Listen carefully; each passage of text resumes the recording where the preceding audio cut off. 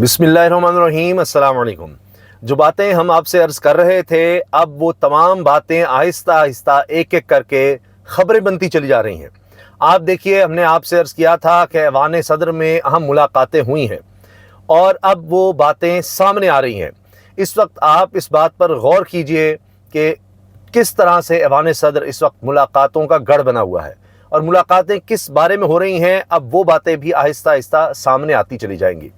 आप बस देखते जाएं कि मुख्तलिफ जमातें अब कर क्या रही हैं।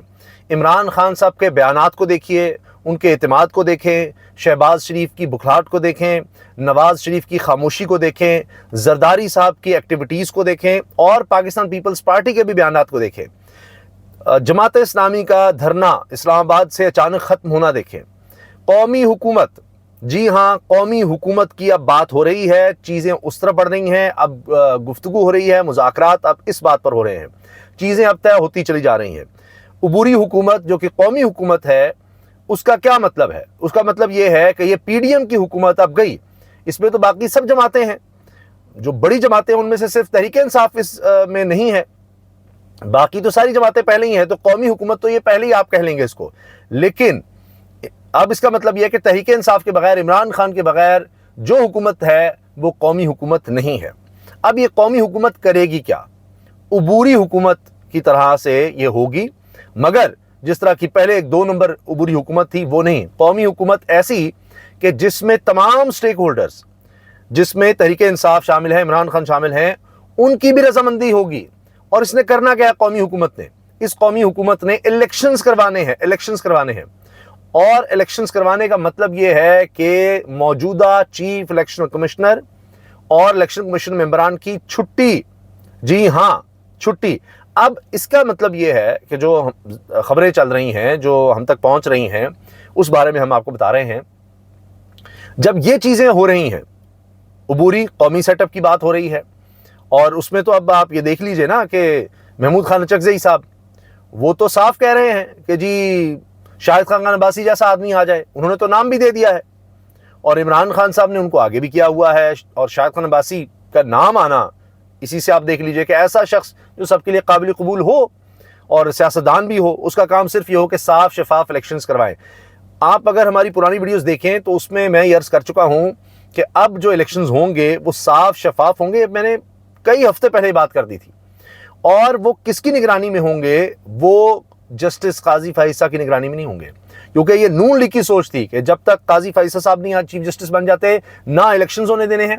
बंदयाल साहब के दौर में कितनी दफा कहा सुप्रीम कोर्ट में, नहीं इलेक्शंस हुए, इलेक्शन कमीशन भागता रहा, झूठ बोलता रहा, नहीं होने दिए। काजी फाइसा साहब चीफ जस्टिस बने, नवाज शरीफ साहब वापस भी आए, इलेक्शंस भी हुए, जैसे भी हुए 2 नंबर जाली इलेक्शंस। अब क्या रह गया? कहते थे जी 40 अरब रुपया चाहिए, झूठ था। 16 अरब रुपए में इलेक्शंस हो गए। धांधली ज़्यादा बेकार किस्म के इलेक्शंस हुए, फिर भी तहरीक इंसाफ आगे आ गई। जो फस्तायत थी वो देखी। अब इसको दोहराया नहीं जाएगा। और ये बात भी मैं अर्ज कर चुका हूं कि तारीख इस चीज की गवाह है कि एक दफा तो किसी तरह से भी अयूब खान ने इलेक्शंस करवा लिए थे। मोहतरमा फातिमा जिन्ना को जिस तरह साइडलाइन किया गया वो देखिए, उसके बाद वो अयूब खान उस तरह नहीं रह सके। इसी तरह आप अभी हालिया तारीख में परवेज़ मुशर्रफ को देखें, 2002 के इलेक्शन देखें, लेकिन फिर 2008 में परवेज़ मुशर्रफ उसको रिपीट नहीं कर सके। तो ये चीज़ हमें नज़र आती है। अब लिहाजा जो काम ये हो गया अभी 2024 में, अब अगले इलेक्शंस में इस तरह की धांधली नहीं होगी, क्योंकि वो इलेक्शंस होंगे मंसूर अली शाह साहब की निगरानी में। वो बतौर चीफ जस्टिस चीज़ों को देख रहे होंगे और एक वाकई एक इंडिपेंडेंट इलेक्शन कमीशन जिसमें तमाम स्टेक होल्डर्स शामिल होंगे, वो इलेक्शन कमीशन इलेक्शंस करवाएगा। अब ऐसे इलेक्शंस नहीं होंगे। और इनका तो अब चल चलाव है। अब ये चाहते हैं कि जी कितना हमें रिलीफ मिलता है। रिलीफ से मुराद ये है कि जी हमें कुछ नहीं कहा जाएगा।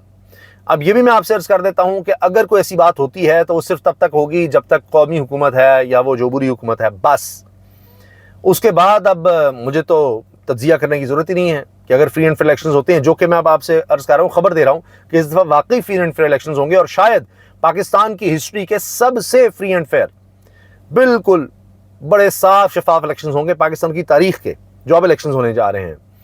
और उसके बाद कौन जीतेगा वो मुझे आपको बताने की जरूरत नहीं है। 2 तिहाई अक्सरियत से बात अब आगे जाएगी। उसके बाद किस किस की दौड़ लगती है, किसकी बचत होती है, ये अब एक अलग कहानी है। اب یہ سارا کچھ ہوا کیسے؟ ایک تو آپ کو خبر دے چکے ہیں کہ 2-2.5 ماہ پہلے عمران خان کی رہائی کی بات ہو رہی تھی، لیکن پھر شریف المروت سے بیان دلوایا گیا، انہوں نے دیا، وہ خود مان رہے ہیں کہ جی کہتے ہیں تحریک انصاف کی لیڈرشپ کہتی ہے کہ اس بیان کی وجہ سے کہ جی سعودی عرب بھی رجیم چینج میں شامل تھا، یعنی کہیں کوئی بات نہیں، نہ کوئی ذکر کبھی ہوا، وہ ایسے ہی جناب انہوں نے بات کر دی. کیسے کر دی؟ اور ٹیلی ویژن پہ بیٹھ کر دی، اور پھر اس کو اپنی ذاتی رائے قرار دے دیا. اس کے بعد چیزیں خراب ہوئیں. ابھی ہم نے آپ سے کہا تھا کہ خبریں آئی ہیں کہ ایسی شخصیت جس کو انکار نہیں کیا جا سکتا.